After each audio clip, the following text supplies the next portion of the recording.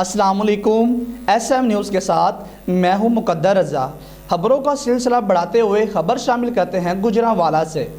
पंजाब हुकूमत की हदायत पर गुज़श्ता रोज़ बंद करवाई जाने वाली मार्केटें दोबारा खोल दी गईं और मार्केटों में SOPs पर सख्ती से अमल दरामद करवाया जा रहा है। SOPs पर अमल दरामद न करने वाली दुकानों पर भारी जुर्माने के साथ सील कर दी जाएगी। इस हवाले से बात करते हैं अपने नुमाइंदे अहमद से।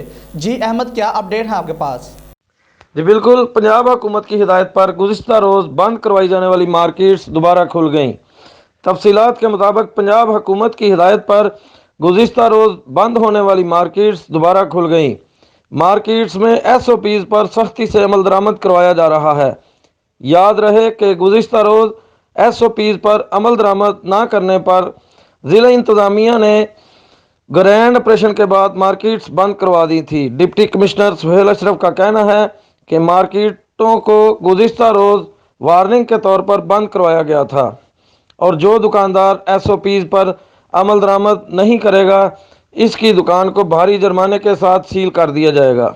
डिप्टी कमिश्नर का कहना था कि हुकूमत पंजाब की हिदायत के मुताबिक SOPs पर अमल दरामद करवाने के लिए ज़िला इंतज़ामिया के नुमाइंदे मुख्तलिफ बाज़ारों की मॉनिटरिंग भी कर रहे हैं और SOPs पर सख्ती से अमल दरामद करवाया जा रहा है। जी बहुत शुक्रिया अहमद, हमें अपडेट करने के लिए।